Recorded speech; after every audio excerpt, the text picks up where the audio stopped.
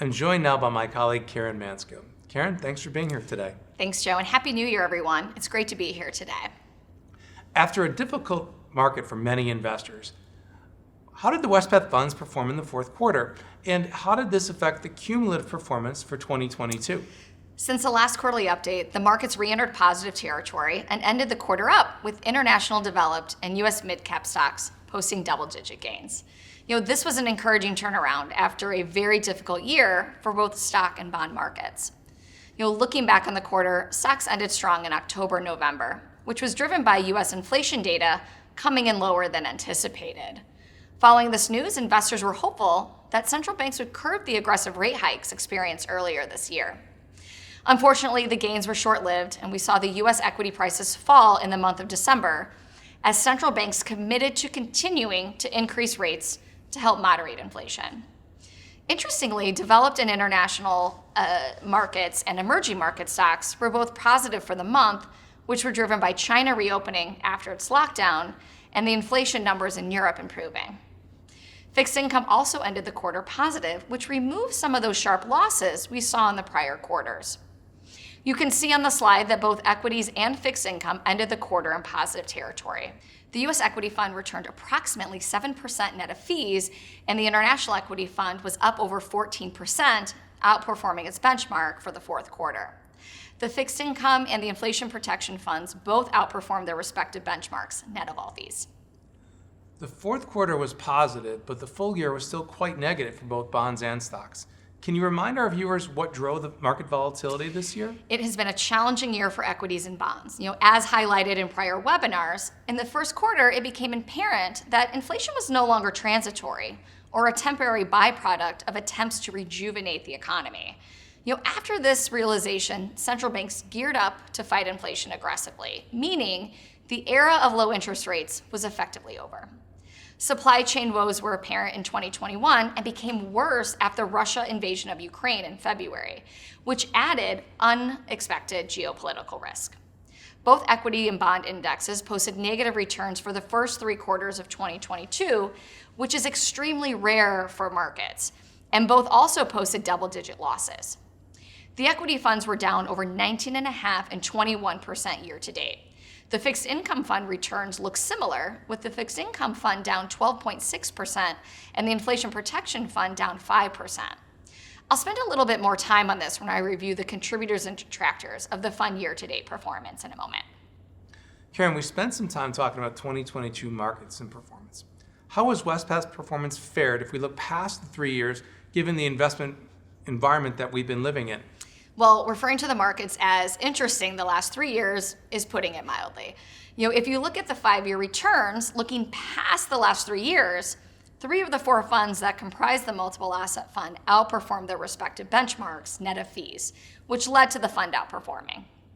You showed us how the multiple asset fund fared relative to its benchmark.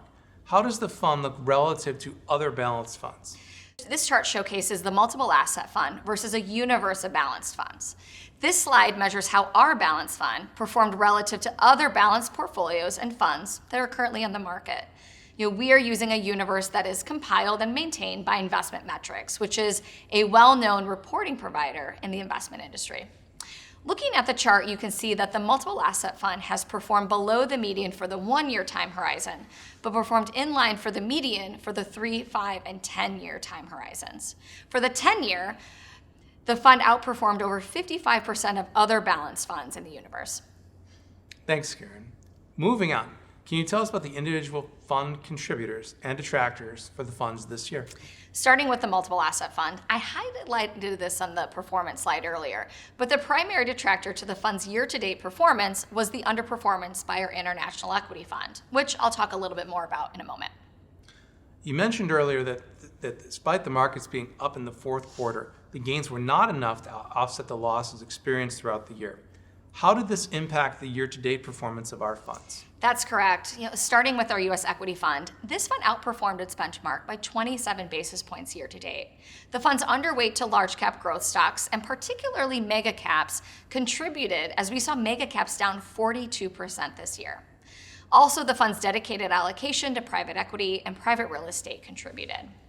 The primary detractor to the fund's performance was our overweight to small and mid-cap growth stocks, as growth stocks struggled this year due to the negative impact the rise in rates have had on this asset class. Also, the fund's active manager stock selection in information technology, communication services, and consumer discretionary, more specifically, e-commerce and cloud-based data management and security companies like Okta and Shopify, which were down 75% this year, had a negative impact on the fund's relative performance. A lot of these tech names performed poorly in 2022. You just highlighted Okta and Shopify, two companies who saw phenomenal performance during the pandemic and really even before. What is the reason for the soft performance from these types of companies? It's not only been a challenging market for stocks in general, but it's been a really challenging year for tech companies in particular. In 2020 and 2021, tech stocks were one of the best places to invest. 2022 was a different story, and this was one of the worst places to be invested. The interest rate hikes we've experienced have closed off these companies' access to easy capital. Also, the rise in inflation has made future profits of these companies less valuable today. Turning our attention to the International Equity Fund, the International Equity Fund's underperformance was driven by stock selection of our active managers, specifically in consumer discretionary and e-commerce. Also, the ethical exclusions was a modest detractor to the fund's performance. As a reminder, we believe our ethical exclusions neither help nor hurt the long-term performance of our funds. Lastly, a contribution to the fund's performance was its dedicated allocation to private equity. I noticed a new slide that you've included that includes some comments that we've received from our equity managers. Due to the challenges we've experienced, not only in the market environment, but also some challenges our managers have experienced in terms of stocks included in their portfolios, I wanted to spend a few moments and highlight the comments we've received from them. The themes we've heard across the board from them is that, one, the macroeconomic environment is what is driving market sentiment, and investors are not focusing on fundamentals as portfolio company fundamentals continue to remain solid. Second, we also have managers that are taking advantage of this dislocation that is taking place and upgrading some of their positions with certain companies where the valuations are more attractive. The last point I'll make is that some of our investment managers are making modest shifts to their portfolios due to this market environment and reducing some of their tech exposure and increasing investments in industrials, materials, and energy. It's always great to hear from our managers and learn the things that they're looking at and changes, if any, that they're making to take advantage of the equity valuations in the market. Moving on to fixed income performance. We commented earlier that equity markets are not the only markets that entered bear market territory. This has been one of the worst bond markets in history, with bonds displaying double-digit equity-like losses. Yes, I said it before, and I'll say it again. The bond market was traditionally seen as a safe haven for investors when the stock market is volatile. But this asset class has not been able to hide from the volatility we've experienced. Despite negative absolute returns by our fixed income fund, it outperformed its benchmark by over 1 percentage points. There are a number of contributors that we have listed on the left side of the slide. And the primary reason for the outperformance was the fund's overweight to high yield bonds and the high yield bond manager Oaktree's issue selection. Along with the issue selection by our fund's Core Plus manager PIMCO, both Oaktree and PIMCO strategies have shorter duration than the benchmark, which has helped in this rising rate environment.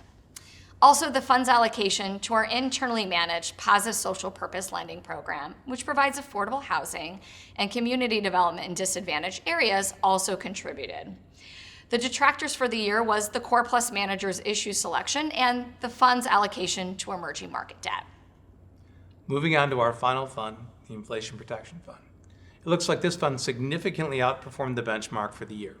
The Inflation Protection Fund showcased its investment objective in 2022, since inflation has been and is an ongoing concern and could be for some time. As a reminder, this fund was created to protect investment portfolios against unanticipated inflation while providing a stream of income. It ended the year outperforming its benchmark by over 7.2 percentage points. One of the primary reasons for the outperformance is its allocation to floating rate senior secured loans, as well as the fund's allocation to an asset manager selection and emerging market inflation-linked bonds, as well as commodities. Also, relative to the fund's custom benchmark, the fund is underweight UK inflation-linked bonds, which was the most significant contributor to the fund performance. Karen, UK inflation-linked bonds were down 33% in 2022, and therefore you just noted that the underweight was the largest contributor to our relative performance. Will Wespath continue to maintain this underweight to UK inflation-linked bonds? It's a great question, and one that we have discussed internally among our investment team. One thing to note about UK inflation-linked bonds is that the duration is very long, almost 17 years of duration. Compare that to US TIPS with a duration of roughly 6 years. UK inflation-linked bond duration is over 2.5 times longer than that of US TIPS. The longer duration makes UK linkers more sensitive to interest rate increases, which is what happened in 2022, therefore making them more volatile. Interest rates in the UK increased during the year, not only due to the UK central banks working to control inflation, but also due to increased borrowing by the UK government. The asset manager that manages their global inflation-linked bond strategy in this fund can invest tactically in UK linkers. The manager's keeping a very close eye on the situation, and as of the time of this webinar, they have not added UK linkers to the strategy. Thanks for the update, Karen. Are there any final thoughts? As I conclude my portion of the webinar, I wanted to let our viewers know that we continue to actively engage our external asset managers daily regarding the markets and their portfolios. We continue to have conviction in our fund's diversifying allocations, and we have not made any major adjustments or shifts to the fund's allocations. We have confidence in the managers that we have selected and hired to manage the assets on behalf of our investors. As I mentioned earlier, our managers continue to closely monitor the markets and the macroeconomic events and have used this unusual environment to make modest adjustments to their portfolio now that valuations have come down and are more attractive. They also continue to monitor the underlying fundamentals of the companies they invest in and will make adjustments as needed. Oftentimes, when investors feel down and stressed about the markets, they tend to be reactive and sell risk assets such as equities. As you've heard us say time and time again, trying to time the markets is a difficult task and can lead to mistakes in investment portfolios. As long-term investors, we don't chase returns. We remain disciplined to our process, our strategies, and allocations. Our best interest is our clients' best interest, and we are here to work with our clients to ensure that we are continuing to invest on their behalf in a way that allows them to meet their long-term financial goals and support the mission of their organization. Thanks for that update, Karen.